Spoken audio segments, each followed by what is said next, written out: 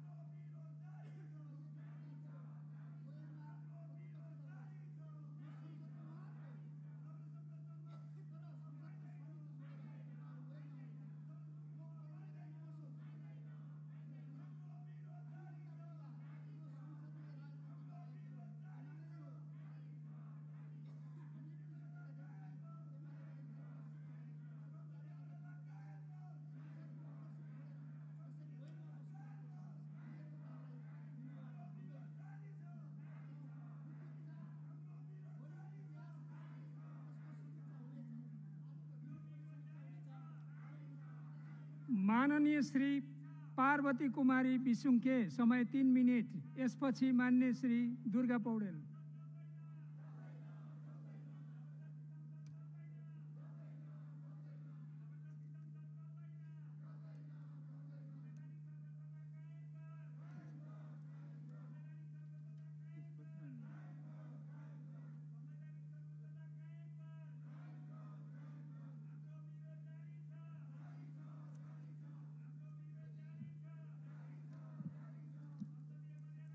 सम्माननीय सभामुख महोदय, हामी नेपाली जनता सार्वभौम सत्ता सम्पन्न छौँ, स्वाभिमानी छौँ र स्वायत्त पनि छौँ।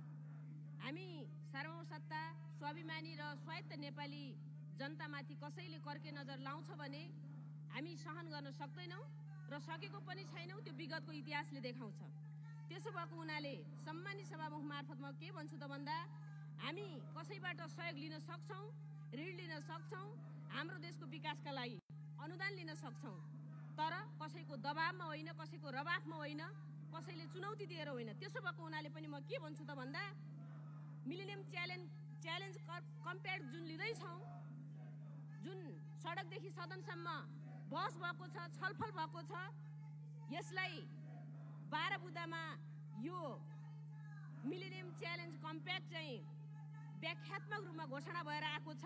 यो व्याख्यात्मक रूपमा घोषणा भएर आएको जुन कम्प्याक्ट छ, यसलाई यो गरिमामय सदनबाट हुबहु पास गरी उसले हुबहु कार्यान्वयन गर्ने गरी आगामी दिनमा पनि हुबहु कार्यान्वयन गर्ने गरी यदि यो लागू हुन्छ भने म यस सम्मानित सदनमा नेपाली जनताको आवाजलाई बुलन्द गर्दै यस सदनमा सम्बोधन होस् भन्दै विशेष गरिकन हाम्रो पार्टीले पनि यो 12 बुँदाको व्याख्यात्मक घोषणालाई मान्यता दिएको छ। मान्यता यो मानेमा दिएको छ कि राष्ट्र हितको लागि, सार्वभौम सत्ता सम्पन्न जनताको हितका लागि र देशको समग्र विकासका लागि यो लागू हुनेछ र यो 12 बुँदामा जुन व्याख्यात्मक विश्लेषण भएर जुन घोषणाको रूपमा आएको छ, यसलाई हुबहु पास गरेर सदन मार्फत नेपाली जनताको सार्वभौम सत्ता नेपाली जनताको अधिकार सुनिश्चित गर्नका लागि यो घोषणा, यो व्याख्यात्मक टिप्पणीले काम गर्नेछ र यो घोषणा आज जुन घोषणा भएको छ 12 बुँदे, त्यो घोषणा यहाँबाट अनुमोदन मात्र होइन, यो हामीलाई सहयोग दिने, अनुदान दिने निकाय, सम्बन्धित निकायले पनि यसलाई अवलम्बन गर्नेछ। आज मात्र होइन, भोलि पनि अवलम्बन गर्नेछ। यदि यो घोषणा, व्याख्यात्मक घोषणा चाहिँ कार्यान्वयन हुन सकेन भने यसमा हाम्रो सहभागिता रहने छैन, यसमा हाम्रो सहमति रहने छैन। त्यसो भएको हुनाले म यो सम्मानित सदनमा यो 12 बुँदे जुन व्याख्यात्मक घोषणा छ यसलाई ससम्मानित तरिकाले अनुमोदन गर्नको लागि, पास गर्नको लागि म हार्दिक अनुरोध गर्दछु। धन्यवाद। माननीय श्री दुर्गा पौडेल, समय 3 मिनट। यसपछि माननीय श्री भीमबहादुर रावल।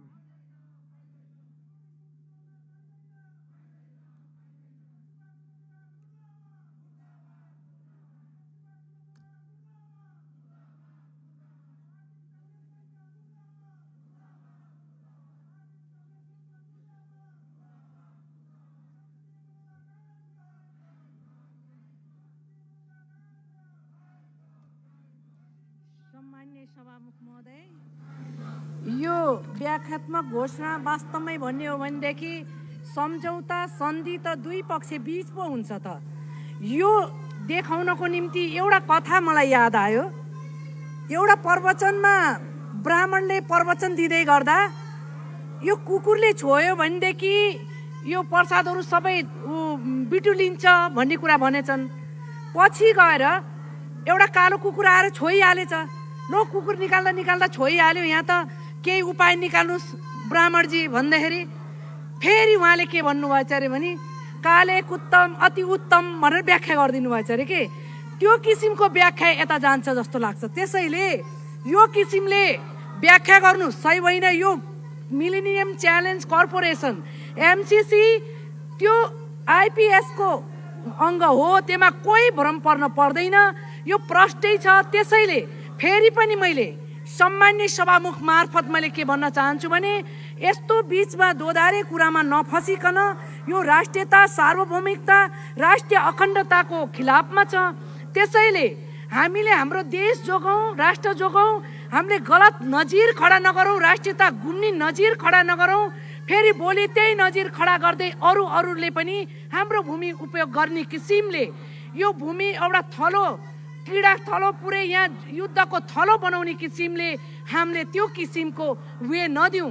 त्यसैले सम्मान्य सभामुख महोदय, म उहाँ मार्फत फेरि पनि यो सम्मानित यो सदनमा हाम्रा मान्य सदस्यजीहरूलाई विनम्र अनुरोध के गर्छु भने यो विषयमा भ्रम नपरिकन यसलाई एमसीसीलाई खारेज गर्नको निम्ति, मतदानद्वारा नै खारेज गरिदिनको निम्ति म विनम्र अनुरोध गर्न चाहन्छु। धन्यवाद।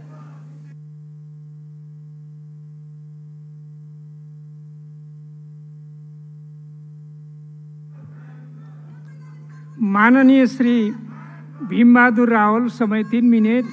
यसपछि मान्य श्री राजकिशोर यादव।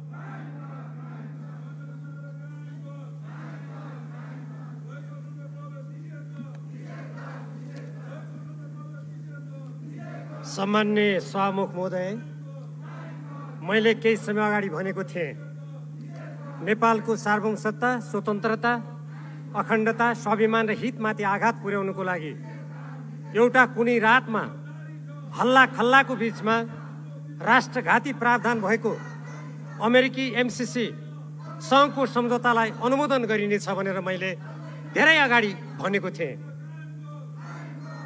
त्यसको साथसाथै नेपालको संविधानको धारा 279 बमोजिम सङ्घीय कानुनको अभावमा यो सम्झौता प्रतिनिधि सभा समक्ष पेश गर्नै मिल्दैन थियो।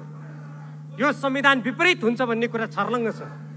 तर आज घटनाक्रमले प्रमाणित गरेको छ नेपालको स्वाधीनता, स्वाभिमान, अखण्डता र नेपाली जनता कोही कहिल्यै पनि कसैको अधीनमा नगएको देश आज जसरी हतार हतारमा अहिले दफावार छलफल बनिएको छ, तर यो व्याख्यात्मक घोषणा होइन, यो भ्रमात्मक घोषणा हो।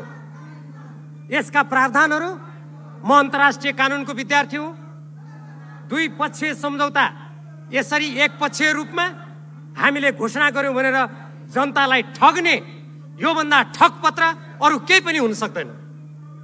नेपाली जनताले सार्वभौम सत्ता सम्पन्न यो संसदबाट, यो प्रतिनिधि सभाबाट, यो राष्ट्रलाई जसरी नेपालको संविधानको प्रस्तावनामा हामीले भन्यौँ हामी सार्वभौम सत्ता, स्वतन्त्रता, स्वाधीनताको पक्षमा हामी उभिनेछौँ भन्यौँ, तर यसरी निर्लज्जताका साथ नेपाली जनताबाट निर्वाचित भनिएको सरकारले जुन काम गरेको छ, यो नेपाली स्वाधीनताको लागि नेपाली जनताले लडेको लडाइँमा एउटा कलङ्कको रूपमा यो इतिहासमा अंकित हुनेछ।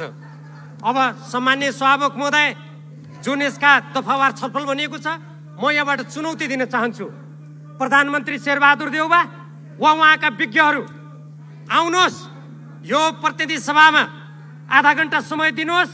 म कसरी मूल कम्प्याक्ट सम्झौता, कार्यान्वयन सम्झौता, त्यसपछि गरिएका 1 दर्जन सम्झौताका कयौं प्रावधानहरू कसरी राष्ट्रघाती छन्, कसरी नेपालको संविधान मिच्छन्, कसरी नेपालको राष्ट्रिय सुरक्षामाथि आघात पुर्याउँछन्, कसरी स्वतन्त्र परराष्ट्रनीतिमाथि आघात पुर्याउँछन्, कसरी हाम्रो भूमिमाथि विदेशी कम्पनीको कब्जा हुन्छ, कसरी अमेरिकी वर्तमान कानुन र भविष्यको कानुन मान्नुपर्ने कुरा हामीमाथि थोपरिन्छ, कसरी एमसिए नेपाल भन्ने विकास समिति अन्तर्गत खोलिएको एउटा सानो कार्यालय बनेको छ, उनले विभिन्न मन्त्रालयहरूसँग सम्झौता गरेर कसरी समानान्तर सरकार सञ्चालन गरेर नेपालको अस्मितामाथि धावा बोलेको छ, म प्रमाणित गरिदिन्छु।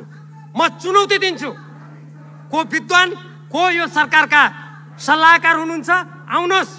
यदि मलाई सम्माननीय सभामुख महोदय समय हुन्छ भनेर मैले प्रत्येक यी सम्झौताका धाराहरू, दफाहरू मसँग यहाँ मैले ती जस्ताको तस्तै यहाँ लिएर आएको छु। के मलाई त्यो समय दिइन्छ? मलाई थाहा छ जसले हतार हतारमा यत्रो ठुलो नेपाली जनताले उठाएको विषय, यति राष्ट्रियताको सवालसँग गाँसिएको विषयलाई हतार हतार यसरी जुन पारित गर्न खोजिँदैछ, यो नै नेपालको स्वाधीनताको विरुद्ध गरिएको नाङ्गो षड्यन्त्रको पुष्टि हुने प्रमाण हो। कुनै पनि देशभक्त नेपालीले, कुनै पनि देशप्रति जिम्मेवार सरकारले यसरी रातारात हतार हतार संविधान मिचेर, यो प्रतिनिधि सभाका कतिपय प्रक्रियागत कुरा मिचेर यसरी पेश गर्दैन। यदि सरकार इमानदार भएको भए उसले भन्नु पर्थ्यो हामी यसका जुन प्रावधानहरू अहिले कथित यो जुन भ्रमात्मक घोषणा, यो नेपाली जनतालाई ठग्ने घोषणा, नेपाली जनतालाई अल्मल्याएर महाकाली सन्धिमा जसरी त्यो संकल्प प्रस्ताव भनेको थियो, कहाँ छ त्यो संकल्प प्रस्ताव? म प्रधानमन्त्री शेरबहादुर देउबाजीलाई देशभक्त नेपालीको तर्फबाट सोध्न चाहन्छु, आज 25 वर्ष भयो महाकाली सन्धि भएको, हाम्रो लिम्पियादुरा लिपुले कालापानीमा भारतीय अतिक्रमण छ। प्रधानमन्त्री शेरबहादुर देउबाजी, तपाईको त्यो संकल्प प्रस्ताव कहाँ छ? जवाब दिनुहोस्। तपाईँ आज फेरि अर्को भ्रमात्मक घोषणा गरेर नेपाली देशभक्त जनतामाथि सडकमा हजारौं सुरक्षाकर्मी ओह्रालेर तपाईँ दमन गरेर आज राति यसरी यसलाई अनुमोदन गराउँदै हुनुहुन्छ। यो नेपालको इतिहासमा वर्तमान सरकारले नेपालको स्वाधीनता, देशभक्त नेपालीहरूको आवाज दबाउनुको लागि गरेको एउटा कुकृत्यको रूपमा यो दर्ज हुनेछ, यो अंकित हुनेछ। म फेरि पनि भन्दछु, यसका जुन धारा र दफाहरू छन्, यी धारा र दफा अन्तर्राष्ट्रिय कानुन बमोजिम हाम्रो माननीय श्री राजकिशोर यादव, समय 3 मिनट।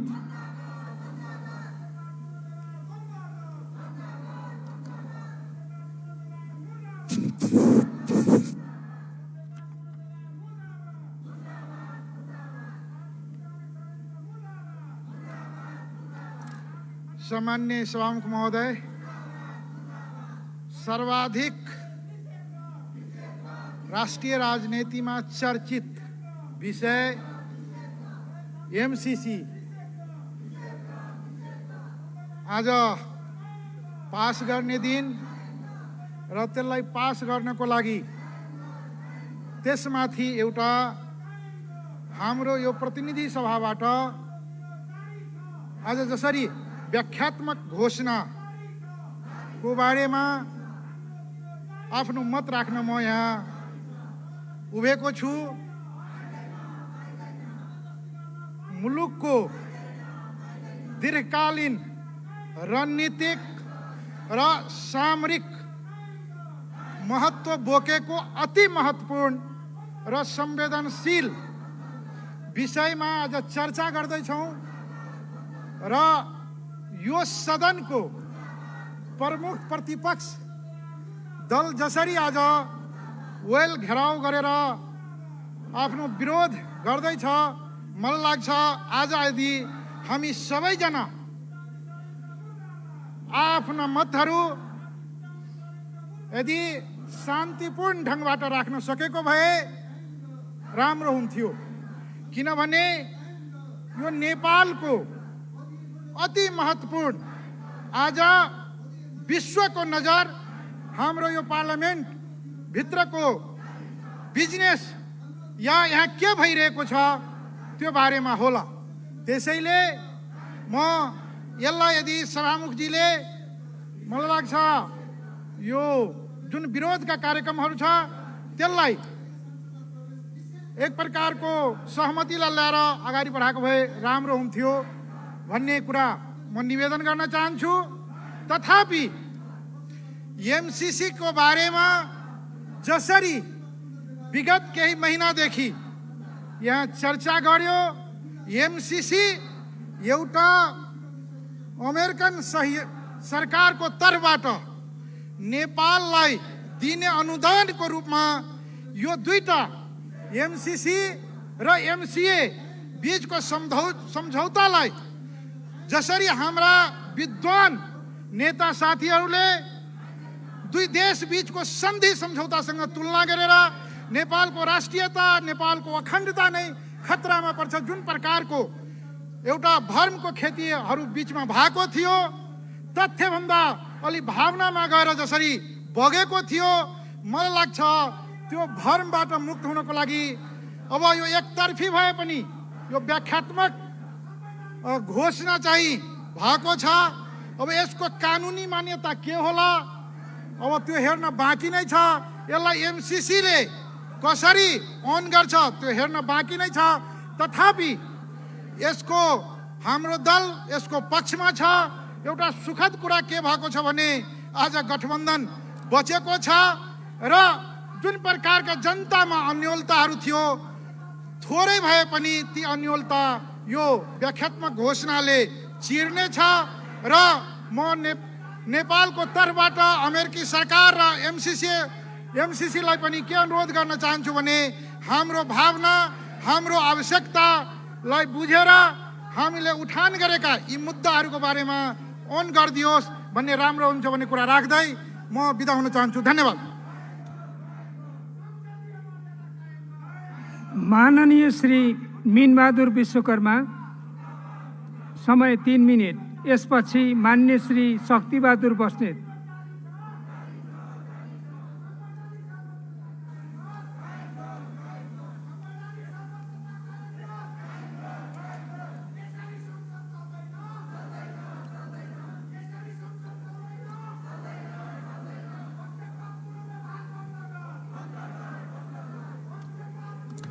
सम्मान्य सभामुख महोदय, 7 दशक लामो 7 दशकभन्दा बढी मित्रवत सम्बन्ध, मैत्रीपूर्ण सम्बन्ध भएको र नेपालको सार्वभौमिकताका लागि नेपाल एक सार्वभौम सत्ता सम्पन्न स्वतन्त्र राज्य हो भनेर संयुक्त राष्ट्र सङ्घमा सदस्यताका लागि प्रस्ताव गर्ने र नेपालको आर्थिक समृद्धिका लागि र नेपालको अन्तर्राष्ट्रिय सम्बन्धका लागि निरन्तर प्रथम ठुलो सहयोगी मित्र राष्ट्र अमेरिकाले नेपालको आर्थिक समृद्धिका लागि, नेपालको विकासका लागि, नेपाल र नेपाली जनताको हितमा प्रदान गरेको अनुदान, एमसीसीले प्रदान गरेको एमसीए नेपाल विकास समितिको विषयलाई लिएर आज जहाँ जति चर्चा भएको छ, भ्रम फैलाइएको छ, यसैका कारणले आज हामी यो ठाउँमा उभिएर छलफल गर्न बाध्य भएका छौँ।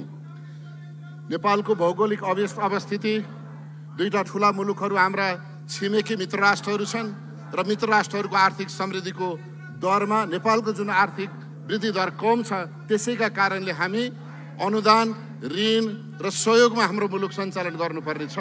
तर बजारमा देखिएको हल्ला, दलहरूको आफ्नो दृष्टिकोण हेर्दा हामी ऋणमा रमाउने, ऋण लिनका लागि उद्धत हुने, तर अनुदान आयो भने हामी ढुङ्गामुढा गरेर मसाल जुलुस निकालेर लखेट्ने जुन प्रचलन नेपालमा बस्यो, यो नेपालका लागि र नेपालको आर्थिक समृद्धिका लागि, नेपाल र नेपालीको हितका लागि एउटा दुःखद क्षण मैले बुझेको छु। सभामुख महोदय, एमसिसीका बारेमा, एमसिसी अमेरिकामा भएको र अनेक गरिब मुलुकहरूलाई सहयोग दिने एउटा निकाय हो भने नेपालका लागि अमेरिकाले दिएको 50 करोड अनुदान खर्च गर्ने एउटा एमसिए विकास समिति नेपाल एउटा कार्यालय हो, नेपाल सरकारको मातहतमा रहने कार्यालय हो।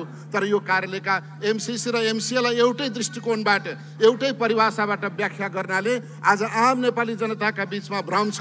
भर्खरै मभन्दा पूर्ववक्ता मान्यजीले भन्नुभयो, को विज्ञ छ आउनुहोस् म पढाउँछु भन्नुभयो। म तपाईँलाई एउटा मात्रै लाइन भन्न चाहन्छु सभामुख महोदय, मैले सकिहालेँ। उहाँले भन्नुभएको छ MCA funding is not used in contrary to the security interest of United States भनेको अमेरिकाको सुरक्षा हितमा खर्च गर्नुपर्छ भनेर अर्थ लगाउनु भएको छ। यो भनेको COW काउ माने गधा भने जस्तै हो। काउ माने गधा पढाउनुहुन्छ भने तपाईले पढ्ने स्कुलमा सायद मलाई लाग्छ कुनै पनि बालबालिका जाँदैनन् माननीयज्यू। त्यसैले यस्ता खालका थुप्रै भ्रमपूर्ण अर्थ लगाएर आज तपाईले भ्रमको बिस्कुन बानेश्वरमा छर्नु भएको छ। त्यो बानेश्वरमा छरेको बिस्कुनलाई आज तपाईहरुले उठाउनु पर्ने बाध्यता भएको छ। त्यसैले आज एउटा व्याख्यात्मक टिप्पणी आएको छ। यसले भलै बजारमा छरिएका भ्रमहरूलाई मत्थर गर्नका लागि सहयोग पुगेको छ। यो भ्रमलाई मत्थर गर्नका लागि तयार गरिएको व्याख्यात्मक टिप्पणी बनाउने माननीय सदस्यहरू र नेताहरूलाई हार्दिक धन्यवाद दिँदै एमसिसी परियोजना पास गरौँ। नेपालको समृद्धिमा आगामी दिनका लागि, आगामी दिनमा ऋण होइन, हामीले ऋण न्यून गरौँ, अनुदान बढाउँ र अनुदान बढाउने वातावरण बनाउँ भन्दै म यहाँहरू सबैसँग बिदा हुन्छु। धन्यवाद। जय नेपाल। माननीय श्री शक्तिबहादुर बस्नेत, समय 3 मिनेट। यसपछि मान्य श्री पुष्पा भुषाल।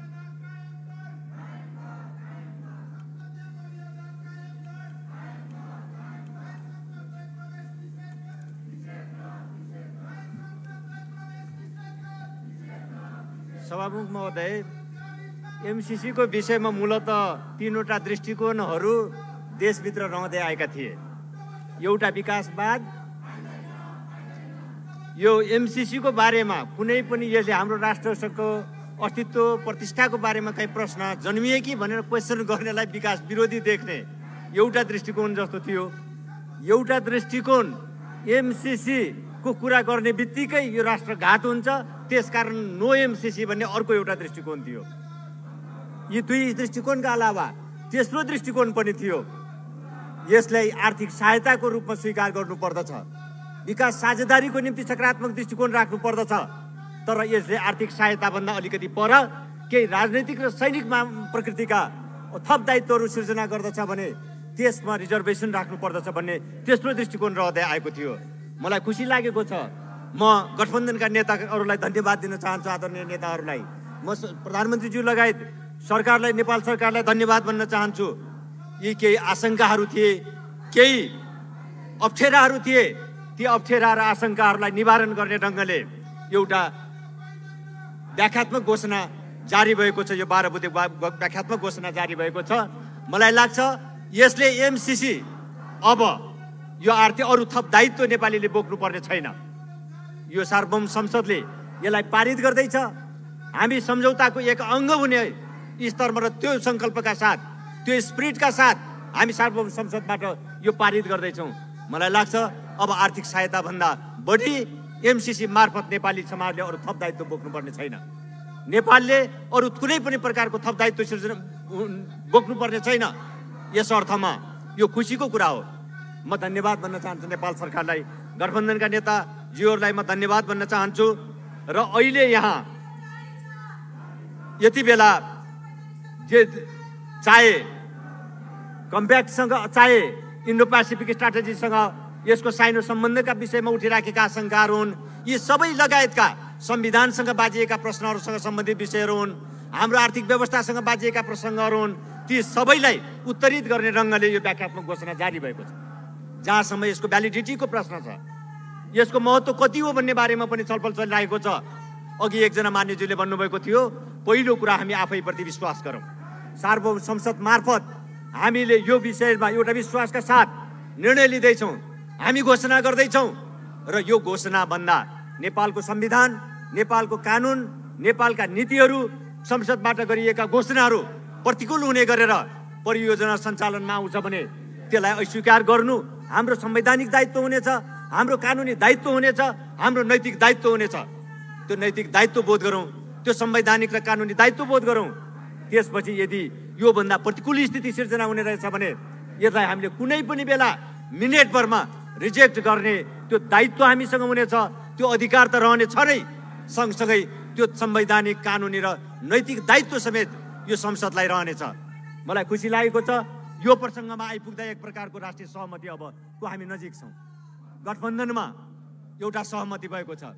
सायद प्रतिपक्षी दल एउटा विशेष परिस्थितिका कारण विरोधको अवस्थामा भए पनि यो प्रक्रियामा सहभागी हुन नपाए पनि प्रतिपक्षी दलको प्रमुख नेता नै प्रधानमन्त्री भएको बेला यो संसद सचिवालयमा दर्ता भएको यो प्रस्ताव हुनुको कारणले, यो विषय हुनुको कारणले उहाँहरूको पनि यो विषयमा असहमति रहने छैन होला। म विश्वास गर्दछु यस दृष्टिले हेर्दा हामी राष्ट्रिय सहमतिको नजिक पुगेका छौँ। हो, अझै पनि कतिपय आशंकाहरू होलान्, हामी यसलाई कार्यान्वयनको क्रममा निवारण गर्दै जाने एउटा सङ्कल्प र दृढतासहित अगाडि बढ्नुपर्नेछ। यही विश्वासका साथ म फेरि एकपटक यसले मुलुकलाई अब विभाजित हुनबाट रोक्नेछ, मुलुकलाई अब एउटा विकास साझेदारी सहित अगाडि बढ्नको लागि यसले मद्दत पुर्याउनेछ भन्ने विश्वाससहित र त्यो मार्ग प्रशस्त गरेको छ भन्ने विश्वाससहित मेरो भनाइ टुङ्गाउँछु। धन्यवाद। माननीय श्री पुष्पा भूषाल, समय 3 मिनेट। यसपछि मान्य श्री प्रेम सुवाल।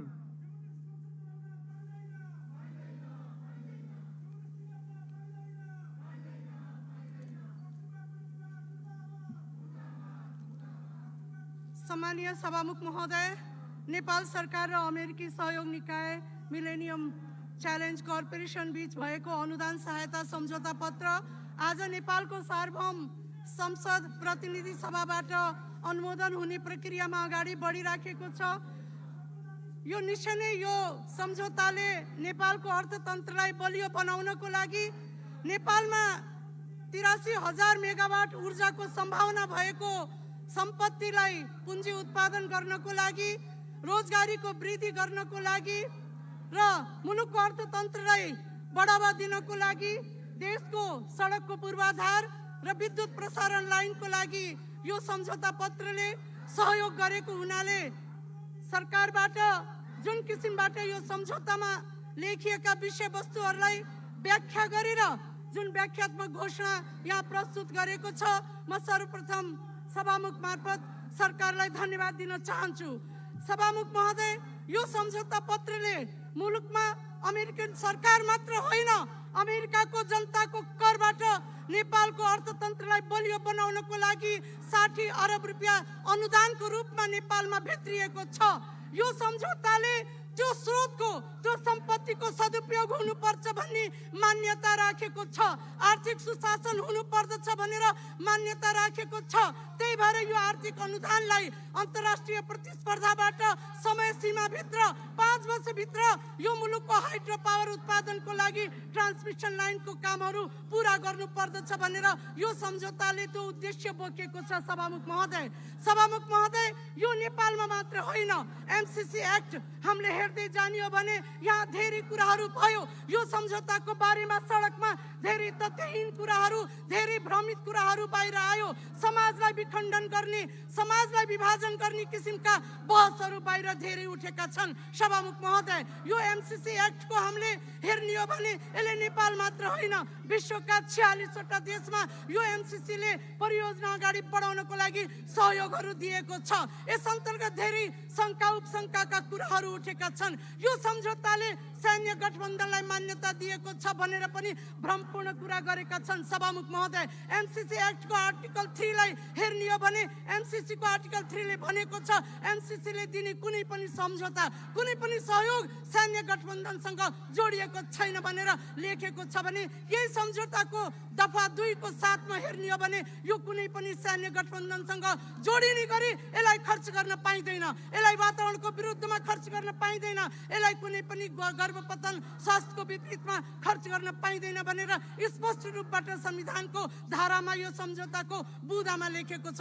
सभामुख महोदय, त्यस कारणले पनि यो सम्झौताले नेपालमा जुन प्रोजेक्टको उत्पादन गर्छ त्यसमा आर्थिक सुशासन, आर्थिक पारदर्शिता भएको कारणले पनि यसको आफ्नै महत्त्व रहेको हामीले देखेका छौँ। सभामुख महोदय, 5 वर्षभित्र यो ट्रान्समिसन लाइन पुरा हुँदैछ। हाम्रो जस्तो नेपाल गरिब मुलुक जसले अरुण 3 लाई हेर्दाखेरि तामाकोसी, बुढी गण्डकी, मेलम्ची हेर्ने हो भने अरबौं पैसा खर्च गर्यौं तर कहिले पुरा हुन सकेन। मुलुक गरिब हुँदै गयो तर समयमा कुनै पनि प्रोजेक्ट तयार हुन सकेन। त्यसको मूल्य नेपाली जनताले चुकाउनु पर्यो। मुलुकको अर्थतन्त्रमा गम्भीर सङ्कट उत्पन्न भयो। त्यसकारण पनि एमसीसी एउटा उदाहरण बनेर नेपालमा 5 वर्षभित्र यो ट्रान्समिसन लाइन बन्न सक्छ भनेर आधारशिला तय गरेको कारणले पनि यसलाई सकारात्मक रूपबाट लिन सकिन्छ।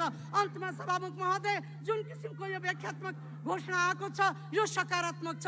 हामीले भियना कन्भेन्सन हेर्ने हो भने नेपाल एउटा संयुक्त राष्ट्रसङ्घको सदस्य भएको भियना कन्भेन्सनले पनि यो व्याख्यात्मक घोषणालाई सन्धिको रूपमा स्वीकार गर्छ भने नेपालको सन्धि ऐनले पनि यसलाई चाहिँ सन्धि ऐनको रूपमा यसलाई स्वीकार गर्छ, सन्धिको रूपमा स्वीकार गर्छ। त्यति मात्रै होइन, यस्ता किसिमका घोषणालाई इन्टरनेसनल ल कमिसनले 2011 मा युएनओ को महासभाबाट यो पारित गरेर यसलाई सन्धिको रूपमा पनि स्वीकार गर्न सकिन्छ भनेर युएनओबाट पारित गरेको गाइडलाइन पनि हो। सभामुख महोदय, अन्तमा म सरकारलाई धन्यवाद दिन चाहन्छु।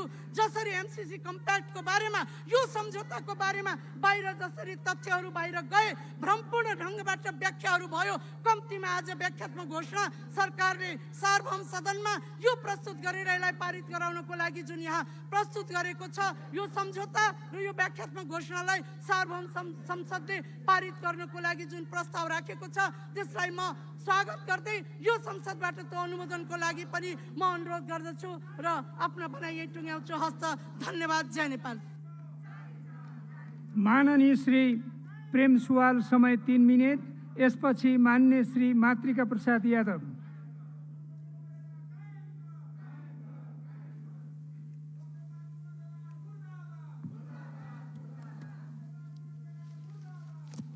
सभामुख महोदय, सर्वप्रथम म प्रधानमन्त्रीज्यूलाई महाकाली सन्धिमा लागेको कलङ्क, यो देशघाती एमसीसी सम्झौता खारेज गरेर अलिकति मेटाउनको निम्ति आग्रह गर्न चाहन्छु। सम्झौता द्विपक्षीय हो, अझ भारतको सहमति उल्लेख छ। एकतर्फी घोषणाको औचित्य नहुने एमसीसीका फातिमा सुमारले बताइसक्नु भएको छ। सरकारले जनतालाई ढाँट्ने काम किन गर्दैछ? 2078 भदौ 23 को एमसीसी को पत्रमा 4 ठाउँमा संशोधन नहुने उल्लेख छ। आजको यो घोषणाको के औचित्य छ? आईपीएस को भिजन 2019 मा पृष्ठ 13 मा एमसीसी को खर्च सैन्य मोर्चा भएको उल्लेख छ। यही हो आईपीएस को पृष्ठ 13। यो आईपीएस को भिजन पृष्ठ 13 मा हेरौं, एमसीसी भनेको अमेरिकी सैन्य मोर्चा आईपीएस भनेर लेखिएको छ। दफा 7.1 मा सम्झौता नै लागू हुनेछ भनेर लेखिएको छ स्पष्टसँग।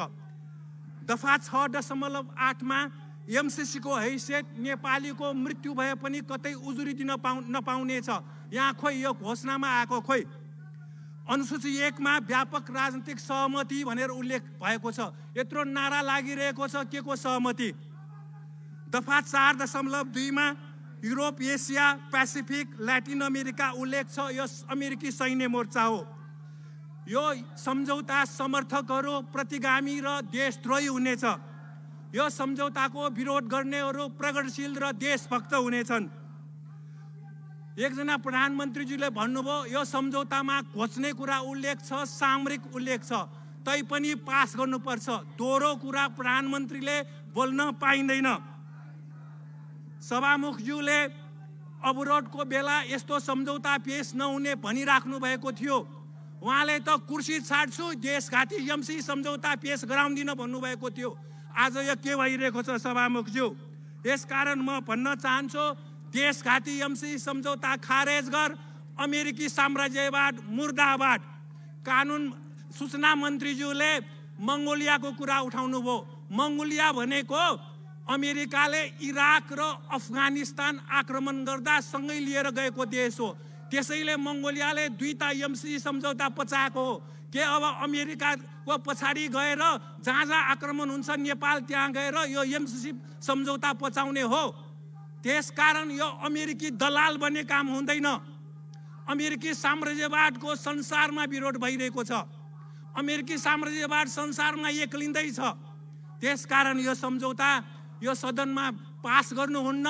नेपाली कङ्ग्रेस, एमाले, माओवादी, एकीकृत समाजवादीका सबै सांसदहरू र जसपा र लोसपाका सांसदहरू लगायत सबैलाई म आग्रह गर्न चाहन्छु, यो सम्झौता देशघाती हो, यसलाई खारेज गर्नुपर्छ। धन्यवाद।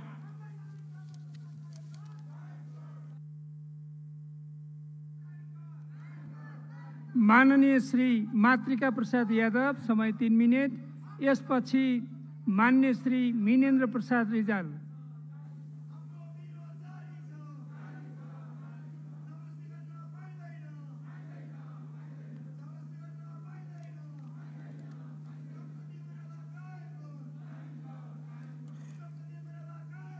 सम्माननीय सभामुख महोदय, आज एमसीसी बारे व्यापक छलफल भइरहेको छ र विगत केही समयदेखि देशमा आन्दोलन पनि भइरहेको छ। सडकमा युवाहरू आवाज पनि उठाइरहेको थियो कि जस्ताको त्यस्तै चाहिँ पास गर्नुहुन्न भनेर आवाज उठिरहेको थियो। यहाँ 3 किसिमको चाहिँ धारणा छ। एक किसिमको चाहिँ जस्तो छ उस्तै पास गर्नु, हामी हाउसमै छौँ त्यस्ताहरू।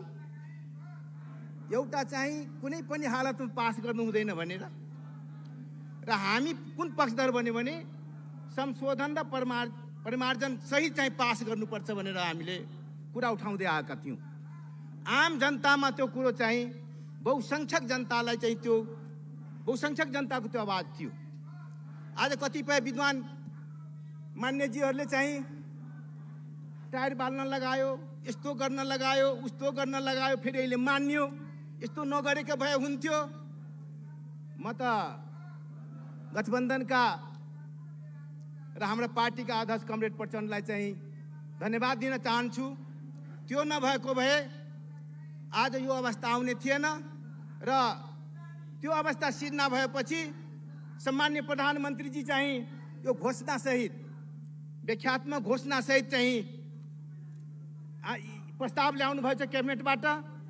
गठबन्धनका नेताहरू सम्माननीय प्रधानमन्त्रीलाई हामीले धन्यवाद दिनुपर्छ कि जो जनताको आवाज थियो त्यो आज सम्बोधन भइरहेको छ। जनतामा भरम थियो देश चाहिँ अब कुनै एलायन्सतिर गइरहेको छ, जबकि नेपाल नन एलायन्स देश हो र आज त्यो यसमा त्यो व्याख्या गरिएको छ। अर्को कुरो कतिपय साथीहरूले भन्छ त्यो लाज छोप्न चाहिँ धोती लगाएको हो। हामी त मधेसमा चाहिँ लाज छोप्नलाई धोती लगाउँछौँ नि। अब कतिपय साथीहरू नाङ्गे हिँड्नुहुन्छ भने त्यसको लागि हामी के भन्ने? यो लाज छोप्ने उ होइन, जनताको आवाज जो छ त्यो दस्तावेज हो र यो दस्तावेज चाहिँ यो जुन सम्झौता छ, सन्धि छ, त्यसको अङ्ग बन्ने छ। विद्वान कमरेडहरूले के बुझ्नु पर्यो र मान्यजीहरूले के बुझ्नु पर्यो भने यही हाउसबाट पास गरेपछि त्यो लागू हुने र यो चाहिँ पास गरेपछि लागू हुँदैन। यो दुईटै चाहिँ त्यसको अङ्ग बन्ने हो। यदि अमेरिकाले मानेन, एमसीसीले मानेन भने स्वतः हामी पनि मान्दैनौँ। त्यसैले चाहिँ जनतामा हामीले चाहिँ जनतालाई किन उचाल्यो? जनयुद्ध हामी किन गर्यौँ? जनयुद्ध नगरेको भए राजतन्त्र हुन्थ्यो। हामीले देखेका छौँ काँधमा बोक्ने, राजालाई काँधमा बोक्नेहरू यही छन्। आज सबैले मानेका छौँ नि त। त्यसैले चाहिँ यो जनताको बलमा, जनताको तागतको बलमा, आन्दोलनको बलमा र हामीले आवाज उठाएपछि यो चाहिँ आएको छ। त्यसैले चाहिँ ढिलो चाँडो जसले माने पनि हामीले पहिले पनि भन्यौँ, हामी एक्लै चाहिँ राजतन्त्र अन्त गर्ने थिएनौँ, सबै मिलेर गऱ्यौँ। त्यसैले चाहिँ यो साझा सम्पत्ति हो र हामी यो साझा सम्पत्तिलाई चाहिँ सबैले मान्नुपर्छ र आफ्नो आफ्नो गलत धारणा हाम्रो थियो बरु त्यो आत्मलोचना हुनुपर्छ के मतलब। त्यो साथीहरूले मनमनै आत्मलोचना गरे हुन्छ के मतलब। त्यसैले चाहिँ सबैलाई धन्यवाद दिँदै र यो जुन व्याख्यात्मक घोषणा छ त्यो अन्तर्राष्ट्रिय रूपमा नै मतलब अघि पनि व्याख्या भयो, अन्तर्राष्ट्रिय रूपमा नै त्यो यो अङ्ग बन्ने गरेछ र कुनै अस्पष्टता छ त्यसलाई स्पष्ट गर्ने र निर्दिष्ट गर्ने, कुनै गडबड छ भने त्यसलाई निर्दिष्ट गर्ने हो। त्यसैले चाहिँ यो घोषणा पत्रले चाहिँ त्यहाँ गडबड भएको चिज जनतामा भरम परेको थियो। अमेरिकाले नै भन्थ्यो, अमेरिकाका मन्त्रीहरूले भन्थ्यो यो आइपिएसकै अङ्ग हो भनेर भन्थ्यो। त्यसैले चाहिँ हामी यो आइपिएसको उसमा चाहिँ हामी सहभागी हुँदैनौँ। हाम्रो बौद्धिक सम्पत्तिहरू हाम्रो हुन्छ, हाम्रो जमिनहरू हाम्रो हुन्छ। स्पष्ट गर्नलाई चाहिँ यो घोषणा पत्र के अरे व्याख्यात्मक घोषणा चाहिँ सरकारले ल्याएको छ। त्यसैले चाहिँ सबैलाई धन्यवाद दिँदै यसलाई चाहिँ सबैले पास गर्नुपर्छ। अर्को विपक्षी साथीहरूले चाहिँ, विपक्षी दलका साथीहरू सायद अहिले पनि नारा लगाउने, उहाँहरूकै नेतृत्वमा हाम्रै त्यो बेलामा सरकार थियो, त्यही बेलामा हामीले यो प्रस्ताव ल्याएका थियौँ। मलाई त थाहा थिएन कि त्यो प्रस्ताव पेश भएको। माननीय श्री वीरेन्द्र प्रसाद रिजाल, समय 3 मिनेट। यसपछि मान्य श्री गिरिराज मणि पोखरेल।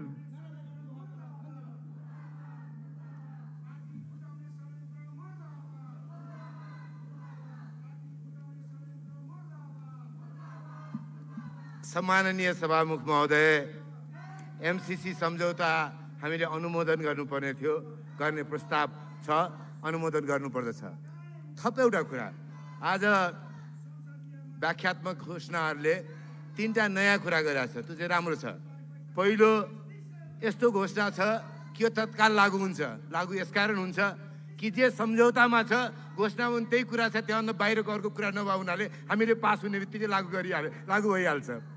दोस्रो, एमसीसी सम्झौताको बारेमा भ्रम छरेर ती उल्लेखित कुरालाई पनि गलत प्रचार गरेर आम नागरिकका बिचमा एमसीसी बारे भ्रम थियो, त्यो भ्रम पनि निवारण गर्ने मौका भएको छ। त्यस अर्थमा पनि यो व्याख्यात्मक घोषणा राम्रो छ, यसलाई समर्थन गर्नुपर्छ। तेस्रो, अब गठबन्धन हो, सबैको इज्जत जोगाउनै पर्छ, सबैको स्वामित्व हुनै पर्छ। पुनर्पुष्टि, अब सबैको स्वामित्वलाई पुनर्पुष्टि गर्दै पारित गर्दैछौँ। त्यसैले हाम्रो गठबन्धनभित्रको झन्झटबाट चाहिँ मुक्त भयौँ। त्यस अर्थमा पनि यो काम गरिरहेको छ। 3टा मूल कारण हुन्। अब अर्को कुरा, नेपाली समाज परिवर्तन हुँदैछ। परिवर्तन यसरी हुँदैछ कि अब हामी भारतसँग, चीनसँग, अमेरिकासँग, अरू थुप्रै लोकतान्त्रिक मुलुकसँग सहज रूपमा सहयोगहरू लिन सक्छौँ। सहयोग हामीलाई आवश्यक छ भन्ने कुरा सन्देश आज दिँदैछौँ। लामो सशस्त्र द्वन्द्व गरे, लामो कम्युनिस्ट इतिहास भएको, मधेस आन्दोलन भएका सबै खालि मानिसहरू काङ्ग्रेससँगै बसेर होइन, सबै देशका सहायताहरू हामी लिन्छौँ। जतिसुकै कचबच भए पनि अमेरिकाको त ल्याउँ भने बाँकी अरूको के पनि नलिउँला भनेर एउटा बलियो सन्देश गएको छ, त्यो पनि राम्रो छ। त्यस अर्थमा अर्को कुरा, अब अनुमोदन गर्ने क्रममा आम सहमति भएको छ। प्रमुख प्रतिपक्षी दलको साथीहरू त्यहाँ उभिनु भएको छ, नारा लाउनु भएको छ, तर एमसीसीको विरोध गर्नुभएको छैन। त्यस अर्थमा पनि हामी सबै मिलेर पास गर्दैछौँ भन्ने बलियो सन्देश दुनियाँभरि गएको छ। त्यसका लागि पनि हामीले उहाँहरूलाई धन्यवाद दिनुपर्दछ। अर्को कुरा, हाम्रो सम्बन्ध विस्तार गर्ने कुरामा हामीले दुनियाँलाई देखाउन सक्छौँ। हामी बङ्गलादेशको मोडलमा जान्छौँ, नेपाललाई चाहिने कुरा लिन्छौँ, नचाहिने कुरा लिँदैनौँ। हामी मङ्गोलियाको मोडलमा जान्छौँ, नेपाललाई चाहिने कुरा लिन्छौँ, नचाहिने कुरा लिँदैनौँ भनेर। त्यसैले आउने दिनमा हामीले ध्यान दिनुपर्ने कुरा के छ भने 5 वर्षमा यो कार्यान्वयन गर्न चुनौतीपूर्ण छ। हाम्रो काम गर्ने शैली यही हो। 5 वर्षमा यो काम गऱ्यौँ भने बेलामा योजनाहरू कार्यान्वयन गर्ने नयाँ संस्कृति विकसित हुन्छ। अन्तिममा मैले यति भन्छु, गठबन्धनका हाम्रा समस्या समाधान गऱ्यौँ। प्रधानमन्त्रीजीले अब विपक्षतर्फ पनि ध्यान दिनुहुनेछ। तपाईँ हामी फेरि नारा नलाइकन बाँकी देशमा संविधान, लोकतन्त्र र शान्ति कायम गर्दै 3 तहको सबैलाई चित्त बुझ्ने चुनाव गर्न सक्ने बाटोमा जान्छौँ। त्यसका लागि एकसाथ हौँ। नारा लाउनु पर्ने जरुरत पछि पनि पर्ने छैन। त्यही भन्दै बिदा हुन्छु। धन्यवाद। माननीय श्री गिरिराजमणि पोखरेल, समय 3 मिनट। यसपछि मान्य श्री जीवनराम श्रेष्ठ।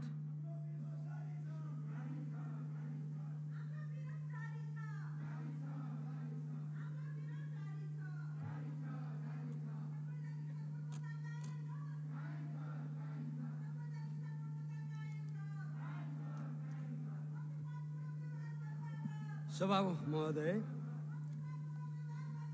एमसीसी असंवैधानिक छ र यो राष्ट्रघात हो भन्ने कुरा अब जनस्तरमै स्थापित भएको सच्चाइ हो र त्यसैले नै अहिले यहाँ एउटा यो व्याख्यात्मक घोषणा आयो। यो खालको छलफल नभएको भए यो ठाउँमा आइपुग्दैन थियो। म माननीय गगन थापाजीलाई धन्यवाद दिन चाहन्छु कि गएको सरकारमा म रहेको थिएँ र त्यो विषय पनि उहाँले उठाउनु भएको छ। जुन मन्त्री परिषदको बैठकले यो निर्णय गर्यो त्यो बैठकमा म उपस्थित थिइनँ। म सदनलाई पनि यो जानकारी गराउन चाहन्छु। कुरा मूल यो होइन। मूल कुरा चाहिँ अहिले मैले यस्तो बेलामा प्रतिनिधि सभाबाट जारी गरिने भनी यहाँ प्रस्तुत व्याख्यात्मक घोषणाप्रति हामी साँच्चै इमान्दार छौँ भने यो सदनबाट आज पारित नगरौँ, व्यापक छलफल गरौँ। त्यसको जगमा सरकारले नयाँ सिराबाट अमेरिकी सरकारसँग र एमसीसँग छलफल गर्नुहोस्, सम्झौताको अङ्ग बनाउनुहोस्। उधारो घोषणा एमसीसी खारेज हुँदैन, उल्टो सम्झौता पारित हुने र हाम्रा मुद्दा सम्बोधन नहुने कच्चा काम नगरौँ।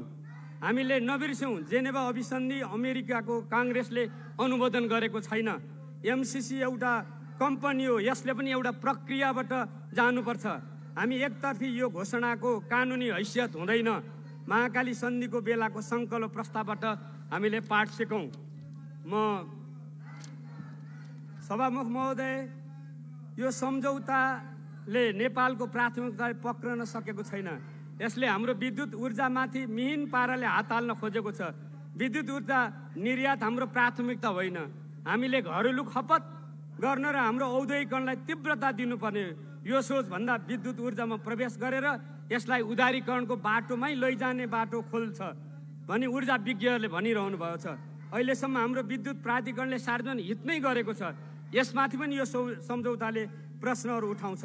अहिले पनि वास्तवमा सम्झौताको 3(3) हेर्नुभयो भने सरकारले अमेरिकाको एमसिए ऐनको दफा 607 का निर्धारित नीतिगत मापदण्ड एमसीसीले प्रयोग गरेका छनौट मापदण्ड र कार्यविधि लागू गर्नुपर्ने छ।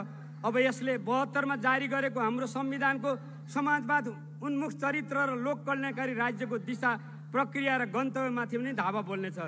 यो वास्तवमा अमेरिकी मूल्य मान्यता र विचारधारालाई थोपर्न उद्यत छ। हाम्रो राष्ट्रिय अस्मितामाथि योभन्दा ठुलो आक्रमण के होला? हामीले सोचौँ। 50 करोड अमेरिकी डलर जस्ता योजना देशभित्रै पनि बन्न सक्छन्। भ्रष्टाचार नियन्त्रण गरी वार्षिक 200 अरब बचाउन सकिन्छ, त्यतातिर लागौँ। वार्षिक 900 अरबभन्दा बढी राजस्व सङ्कलन हुने हाम्रो देशमा अझै 20 पैसा राजस्व बढाउन सकिन्छ भन्ने अर्थ मन्त्रालयको अध्ययनले देखाएको छ। 180 अरब राजस्व चुहाट भइरहेछ, त्यसको नियन्त्रण गरौँ र थप राजस्व परिचालन गरौँ। सरकारी चालु खर्च घटाएर जाउँ, विकास खर्चको प्रभावता बढाउँ। यसबाट जिडिपीमा एक्स्ट्रा 2% को वृद्धि हुन्छ भन्ने अर्थविदहरूको विश्लेषण छ। साप्ताहिक नेपालमा प्रकाशित UNDP को एउटा अध्ययन अनुसार वर्षेनी नेपालबाट 76 अरब पुँजी पलायन हुन्छ। यसलाई रोकौँ। हामी हाम्रै क्षमताको सुधारमा लागौँ। देशको अस्मितासँग खेलबाड नगरौँ। स्वाधीनता र सार्वभौमिकताको सौदाबाजी गरेर लेन्डु दोर्जेको बाटोमा होइन, देशभक्तहरूले देखाएको बाटोमा हिँडौँ। धन्यवाद। माननीय श्री जीवनराम श्रेष्ठ, समय 3 मिनट। यसपछि मान्य श्री गगन थापा।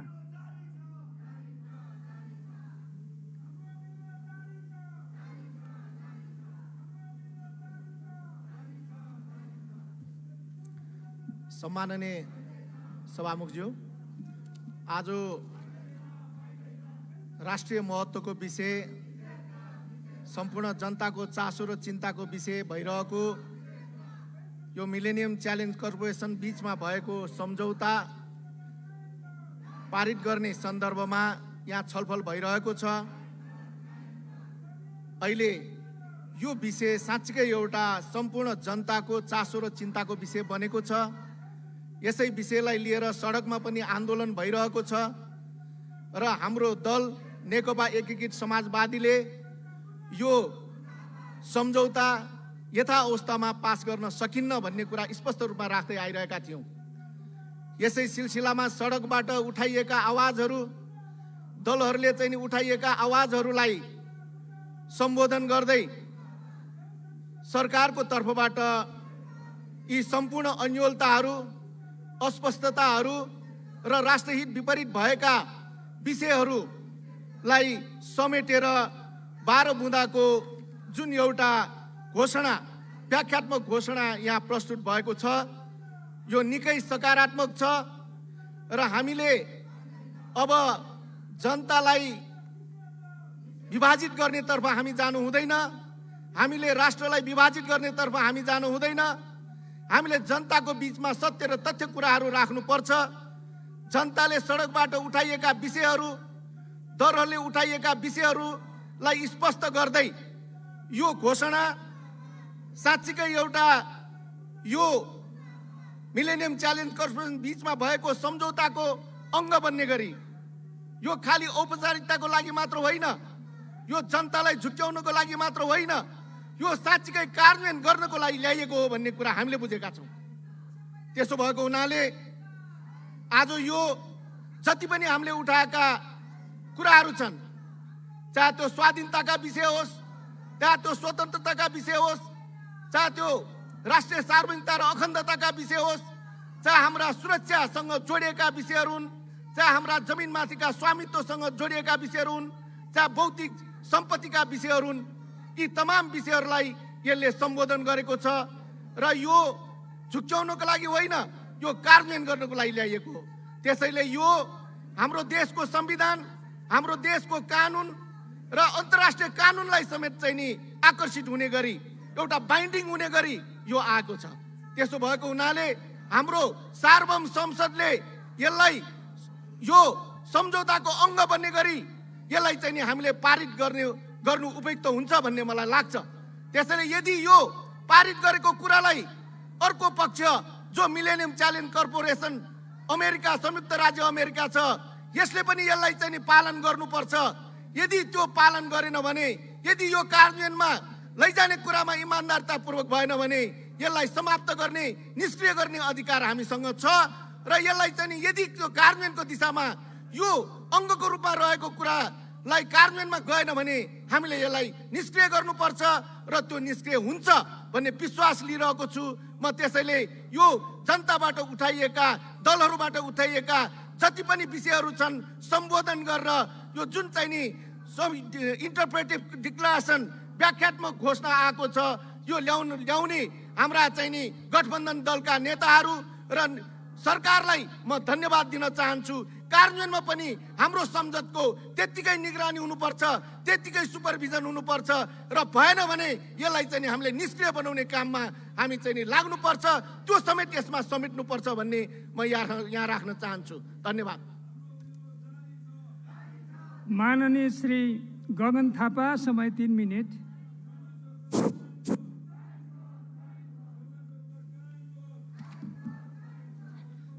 सम्माननीय सभामुख महोदय, 2066 साल माघ 15 देखि 2078 फागुन 15 सम्म 12 वर्ष 1 महिना नेपालको मन्त्री परिषदमा बस्नुभएको सबै सदस्यहरूले यो सम्झौता राष्ट्रघाती भन्नुभन्दा पहिला एकपटक ख्याल गरौँ। होइन भने केही समय अगाडि मान्य मन्त्रीजीले म क्याबिनेटमा थिएँ तर त्यो दिन मेरो पेट दुखेको थियो भनेको जस्तै अरूले पनि कि मैले त्यो दिन भाङ खाएको थिएँ, म सुरुमा थिइनँ भनेर भन्नुपर्ने अवस्था आउँछ। कतिपय मान्यहरूले के भन्नुभयो, 2019 पछि एक गोप्य सम्झौता भएको छ। एउटा सम्झौता भएको वन मन्त्री शक्ति बस्नेत, एउटा सम्झौता भएको ऊर्जा मन्त्री वर्षमान पुन, एकजना सम्झौता भएको मन्त्री बसन्त नेम्बाङ यहाँ नारा लगाउँदै हुनुहुन्छ। कोसँग भएको गोप्य सम्झौता? हामी कसलाई के भ्रम दिँदैछ? त्यसैले म यो त्यो आरोप लगाउन चाहन्न। म यति मात्र आग्रह गर्न चाहन्छु, हामी सबैले गऱ्यौँ, गल्ती स्वीकारौँ होइन, हामी सबैले गऱ्यौँ, जिम्मेवारी लिउँ। गलत केही गरेका छैनौँ, सही गरेका छौँ। हामी आज यहाँभित्र लेखिएको कुराहरूको थप व्याख्या गऱ्यौँ। यो व्याख्याको अर्थ के हो?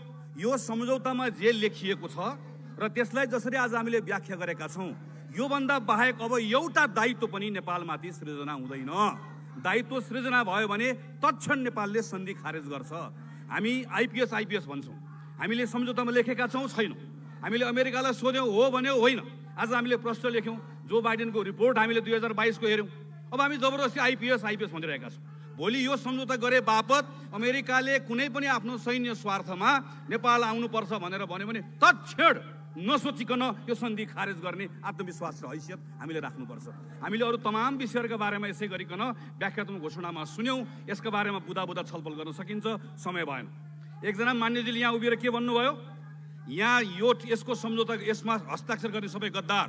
2073 साल 3 महिना 31 गते मान्य भीम रावल उप प्रधानमन्त्री हुनुभएको क्याबिनेटले प्रस्ताव पारित गर्छ एमसिसीबाट प्रस्तावित कम्प्याक्ट कार्यक्रम तयार गर्नका लागि 1 अरब 13 करोड लिने।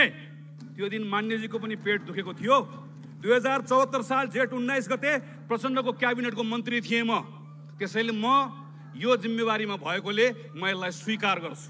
यसलाई सच्याउन सकिन्छ, सङ्कल्प मार्फत सर्वस्वीकृत बनाउन सकिन्छ, लेटर अफ एक्सचेन्ज मार्फत थप स्पष्ट बनाउन सकिन्छ, परिमार्जन के गर्न सकिन्छ भनेर गएको 2 वर्षदेखि काम गर्दै आएको छु र आज व्याख्यात्मक घोषणा आउँदै गर्दा खुसी छु। मान्यजीले चुनौती दिनुभएको छ, तपाईँको चुनौती म स्वीकार गर्छु। सडकमा बहस गर्ने कि संसदमा, अछाममा गर्ने कि काठमाडौँमा स्वीकार्य छ। त्यति मात्र होइन मान्यज्यू, सम्माननीय सभामुख महोदय, म आग्रह गर्न चाहन्छु, यसलाई राष्ट्रघाती भनिएको छ। स्वाधीनता तलमाथि यो सम्झौताको कारणले गर्दा हुन्छ भनिएको छ। कहीँ कतै तलमाथि भयो भने नेपालले जे बेहोर छ, म आज यसमा हस्ताक्षर गर्ने सांसद भएर सरी भनेर मात्र पाउँदिनँ। यदि त्यस्तो भयो भने म काठमाडौँको सांसद हुँ, थानकोट कटाइयोस्, नागरिकता खोसियोस्, 4 पाटे मुडियोस्, सम्पत्ति विवरण बुझाएको छु। सम्माननीय सभामुख महोदय, सम्पत्ति खोसियोस्। मान्यजीहरू तयार हो?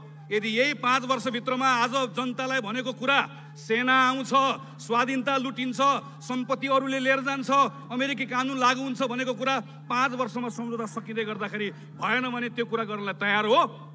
तयार हो भनेदेखि भने यो पनि चुनौती हो। सम्माननीय सभामुख महोदय, राष्ट्रवाद र देशभक्तिको फरक भनेको नक्कली राष्ट्रवादी आफ्नो नारामा मान्छेलाई मर्नको निम्ति उचाल्छ, मार्न तयार हुन्छ।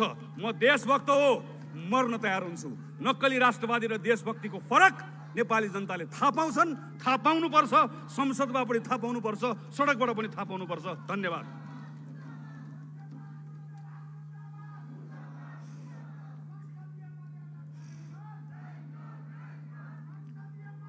अब म माननीय अर्थमन्त्री श्री जनार्दन शर्मालाई छलफलका क्रममा उठेका प्रश्नहरूको जवाफ दिन अनुमति दिन्छु।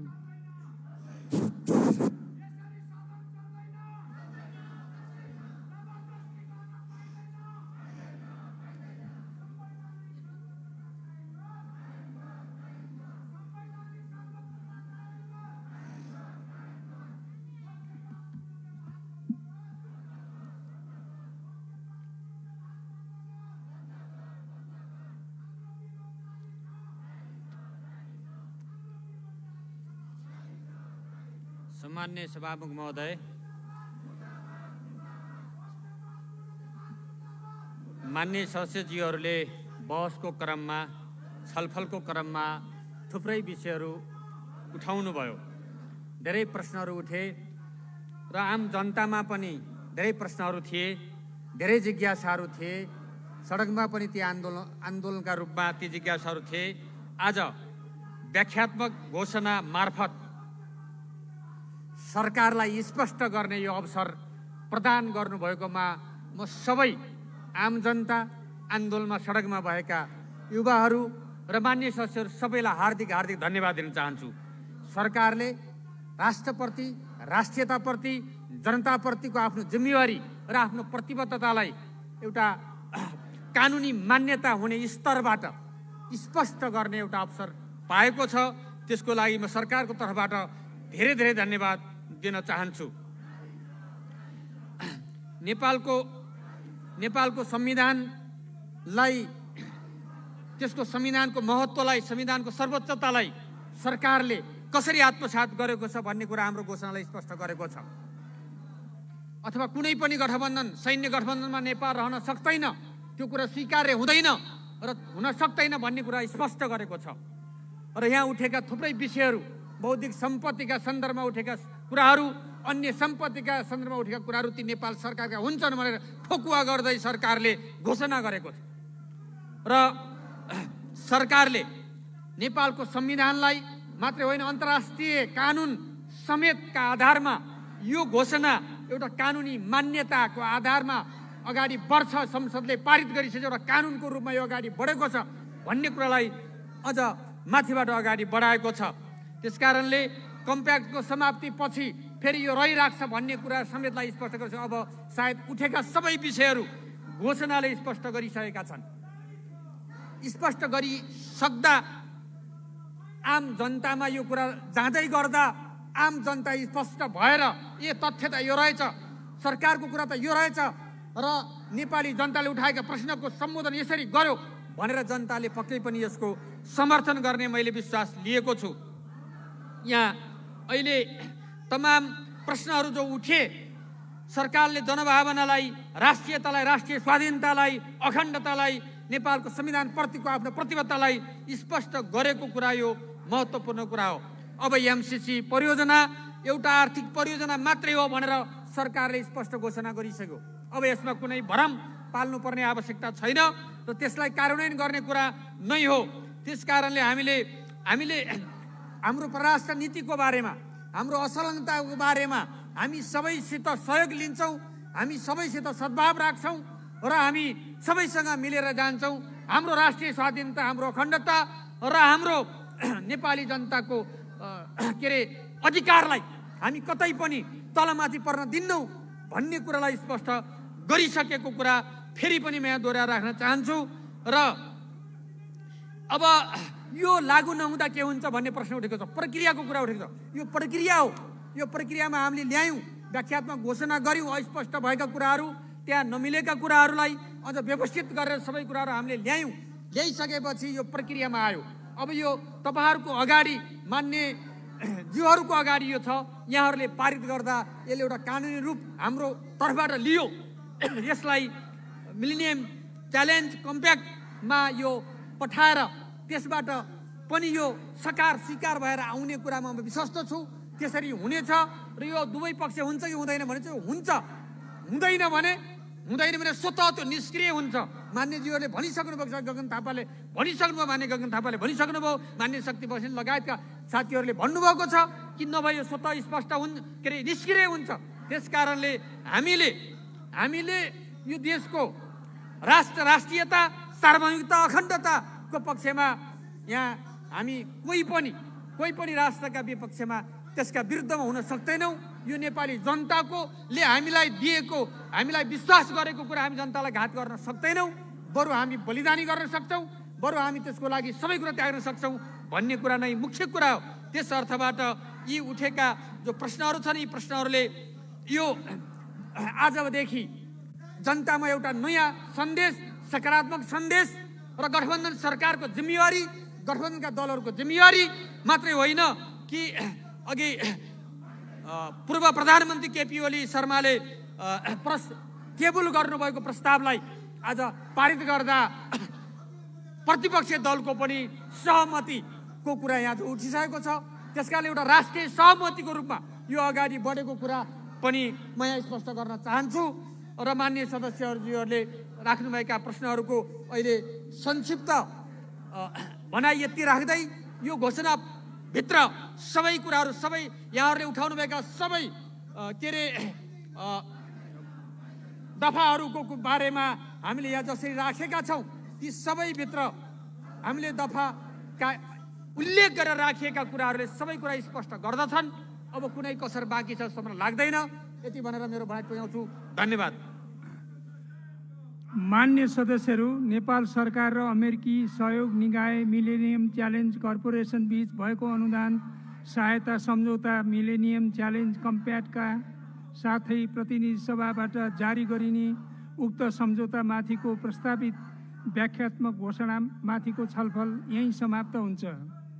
मान्य सदस्यहरू, अब मान्य अर्थमन्त्री श्री जनार्दन शर्मालाई नेपालको संविधानको धारा 2079 279 तथा प्रतिनिधि सभा नियमावली 2075 को नियम 230 बमोजिम नेपाल सरकार र अमेरिकी सहयोग निकाय मिलेनियम च्यालेन्ज कर्पोरेसन बीच भएको अनुदान सहायता सम्झौता मिलेनियम च्यालेन्ज कम्प्याक्टका साथै प्रतिनिधि सभाबाट जारी गरिने उक्त सम्झौता माथिको प्रस्तावित व्याख्यात्मक घोषणालाई अनुमोदन गरियोस् भनी प्रस्ताव प्रस्तुत गर्न अनुमति दिन्छु।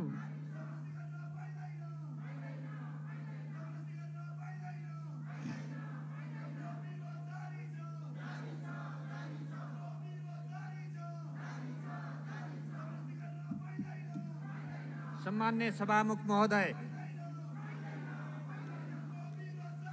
अन्ततः हामी अब यो प्रस्तावलाई पारित गर्ने एउटा सन्दर्भमा आइपुगेका छौँ। सभामुख महोदयको अनुमतिले नेपालको संविधानको धारा 279 तथा प्रतिनिधि सभा नियमावली 2075 को नियम 230 बमोजिम नेपाल सरकार र अमेरिकी सहयोग निकाय मिलेनियम च्यालेन्ज कर्पोरेसन बीच भएको अनुदान सहायता सम्झौता मिलेनियम च्यालेन्ज कम्प्याक्टका साथै प्रतिनिधि सभाबाट जारी गरिने उक्त सम्झौता माथिको प्रस्तावित व्याख्यात्मक घोषणालाई अनुमोदन गरियोस् भनी प्रस्ताव प्रस्तुत गर्दछु। धन्यवाद। अब यो प्रस्तावलाई निर्णयार्थ प्रस्तुत गर्दछु। यो प्रस्तावको पक्षमा हुने मान्य सदस्यले हुन्छ भन्नुहोला, यसको विपक्षमा हुने मान्य सदस्यले हुन्न भन्नुहोला। यो प्रस्तावको पक्षमा हुने मान्य सदस्यले हुन्छ भन्नुहोस्। यसको विपक्षमा हुने मान्य सदस्यले हुन्न भन्नुहोस्। हुन्छ भन्ने